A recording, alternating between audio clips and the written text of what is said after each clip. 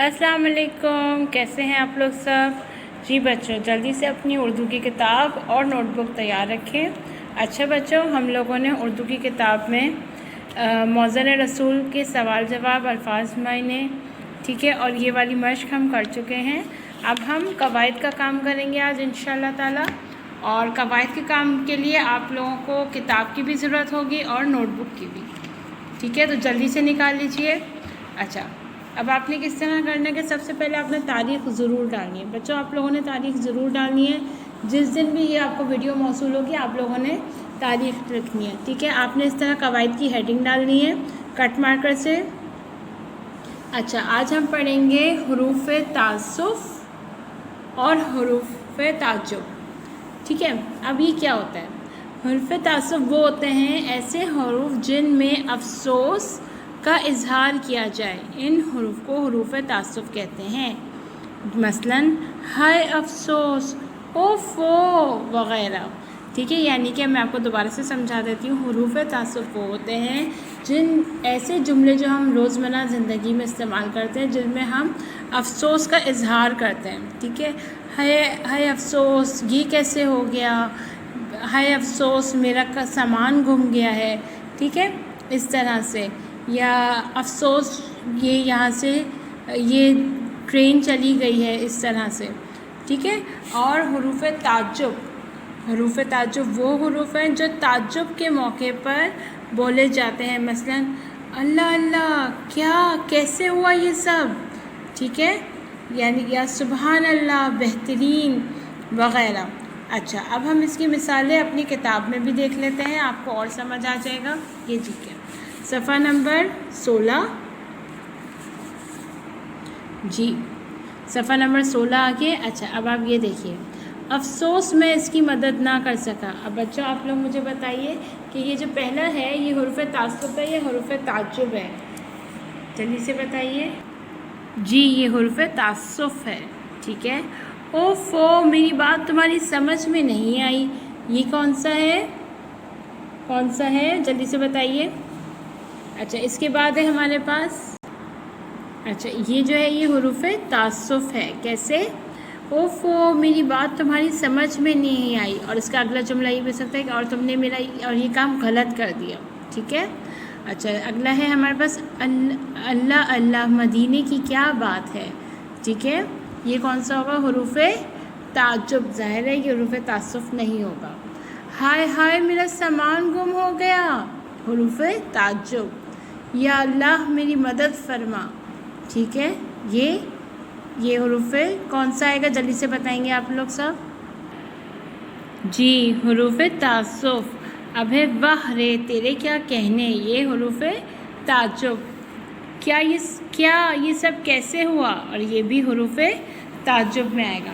तो बच्चों, अब आप लोगों ने इसमें करना क्या है, यहाँ पे सवाल दिया गया है, दिए हुए जुमलों को गौर से पढ़ें और इन जुमलों में से हुरूफ़ तासुफ़ और हुरूफ़ ताज्जुब के जुमले अलग अलग करके कॉपी में लिखें। अब आप लोगों ने करना ये है, अपनी किताब को सामने रखना है, ठीक है। हमने यहाँ पे काम किया है हुरूफ़ तासुफ़, ठीक है। हुरूफ़ तासुफ़ की आपने ये लिख ली है डेफिनेशन, ठीक है। और अब आपने क्या करना है, जो यहाँ से हुरूफ़ तासुफ़ के जुमले हैं ना, वो आपने यहाँ पे मिसालों में लिखना है, ठीक है। यहाँ पे मिसालों की मिसालें लिखा है आपने, और किताब में से हुरूफ़ तासुफ़ के जुमले निकाल के यहाँ लिखने हैं आपने, ठीक है।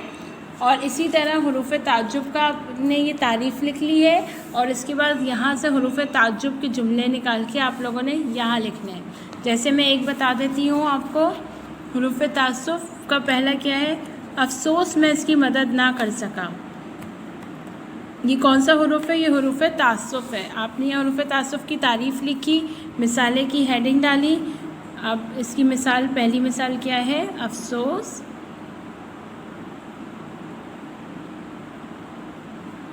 अफसोस मैं इसकी मदद ना कर सका।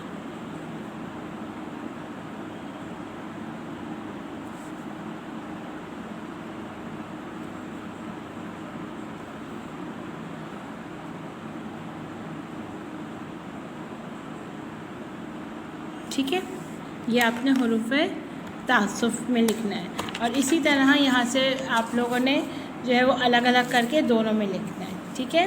چلیں اب ہمارے پاس اگلا سوال ہے۔ اگلا سوال ہمارا تفہیم کا ہے، ٹھیک ہے۔ سب اپنی اپنی پینسل اپنے ہاتھ میں رکھیں۔ اچھا، یہ دی ہوئی عبارت کو غور سے پڑھیں اور سوالات کے جوابات لکھیں۔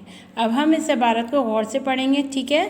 چلیں، حضرت ابن ام مکتوم رضی اللہ تعالیٰ عنہ کا شمار بڑے جلیل القدر صحابہ میں ہوتا ہے، ٹھیک ہے۔ وہ سابقون الاولون یعنی کہ جو آپ اس کو اس طرح سے سمجھیں کہ جو ہماری پوزیشنز ہوتی ہیں نا، فرسٹ سیکنڈ تھرڈ، جو بالکل سٹارٹنگ سے جو پوزیشنز ہوتی ہیں، یعنی کہ وہ بالکل بہت شروع کے جلیل القدر صحابہ میں تھے۔ اس مقدس طبقے سے تعلق رکھتے تھے جو نبوت کے بالکل ابتدائی دور میں مشرف و اسلام ہوئے۔ حضرت ابن مکتوم رضی اللہ تعالیٰ عنہ اگرچہ بصارت سے محروم تھے، یعنی کہ دیکھنے سے محروم تھے، وہ نابینا تھے، لیکن اللہ تعالیٰ نے انہیں نہایت صالح اور سعید فطرت سے نوازا تھا۔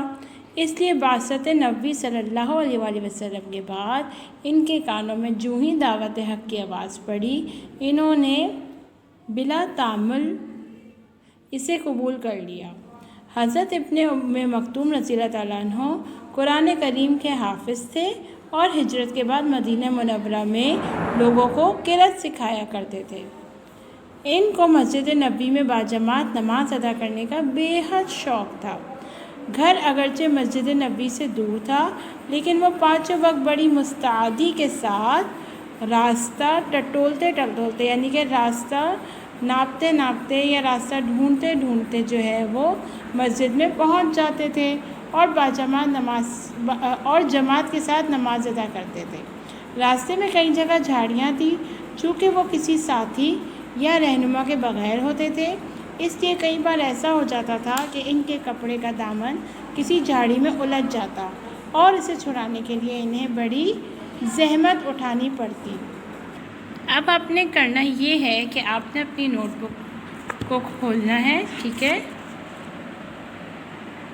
یہاں آپ نے تفہیم کی ہیڈنگ ڈالنی ہے، سوالات کے جوابات، اور یہاں پہ آپ نے سوال نمبر 1 جو کہ ہمارا یہاں ہے، اسی لیے میں نے پہلے ہی کہا تھا کہ بچوں آپ نے اپنی کتاب کو اپنے سامنے رکھنا ہے۔